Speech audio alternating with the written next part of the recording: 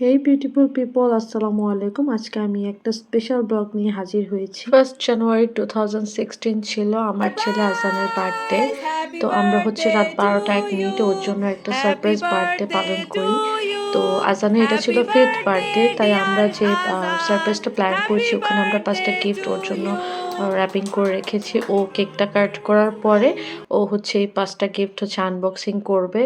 ওর face দেখে আপনারা বুঝতে পারছেন ওর বার্থডে নিয়েও কতটা এক্সাইটেড। ছোট বাচ্চা বলে কথা, Thank আমাদের you, baby. You schedule are most Mysore ছিল বলে welcome. আমরা ওর ছোট করে একটা বার্থডে সেলিব্রেট করি 12টা 1 মিনিটে, আর বাকিটা হচ্ছে আমরা I love you, baby. 4th জানুয়ারিতে সেলিব্রেট করার প্ল্যান করি একটু বড় Thank you. করে। অ্যাজ পার প্ল্যান আমরা বার্থডে ডেকোরেশনটা স্টার্ট করে দেই। ভিডিওর শুরুতে আপনারা দেখেছেন ওর জন্য আমরা একটা বার্থডে রাম্পার সিলেক্ট করেছি, ওখানে মিনিয়ন প্রিন্ট করা ছিল। তো আমরা চুজ করেছিলাম ওর বার্থডে থিম, এবার মিনিয়ন থিম অনুযায়ী আমরা ওর birthday decoration yellow and blue দিয়ে সাজাই। আর ওর বার্থডে ড্রেসটাও হচ্ছে ইয়েলো অ্যান্ড ব্লু কম্বাইন্ড করে করেছি আমরা। আমার হাজব্যান্ড পরম যত্ন সহকারে তার ছেলের জন্য বার্থডে ডেকোরেশন করছে। আজানের প্রত্যেকটা বার্থডেই হচ্ছে ওর বাবা নিজ হাতে ডেকোরেশন করে। বিগত কয়েকটা বছরের যতগুলো ডেকোরেশন আপনারা দেখেছেন সবগুলো হচ্ছে আমি আর আমার হাজব্যান্ড মিলে করেছি। হাতের কাজগুলো শেষ করে মেকআপ কমপ্লিট করার আগে ডেলিভারি ম্যান বার্থডে কেক নিয়ে চলে আসে।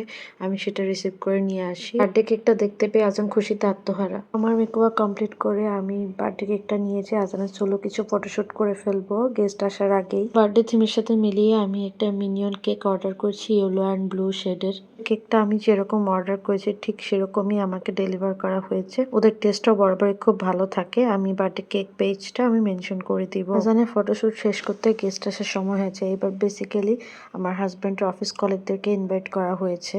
ওনাদের জন্য আমি ওয়েলকাম ড্রিঙ্কস রেডি করে পাস অ্যারাউন্ডের জন্য কিছু স্ন্যাক্স আইটেম রেডি করতে চলে যাই। এটা হচ্ছে আমার এবারে ডাইনিং সেট আপ।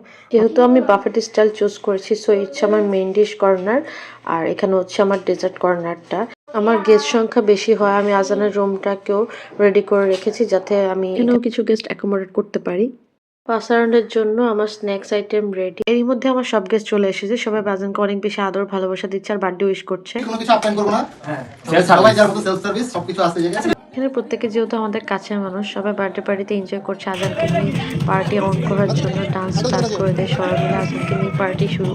সত্যি বলতে এরা সবাই আসাতে আজানের বার্থডেটা আরো বেশি স্পেশাল হয়ে গেছে। আফটার পার্টি আমি ডিনার সার্ভ করে দিই। এবারে আমাদের আইটেম ছিল plain pulao, chicken roast, beef rezala, রুই fish fry, Chinese vegetable, mix salad, plain rice, আর সফট ড্রিঙ্কস হিসেবে ছিল কোক স্প্রাইট, দুটো অপশনই।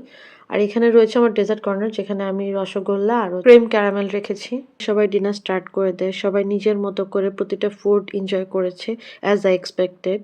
আলহামদুলিল্লাহ ফর এভরিথিং।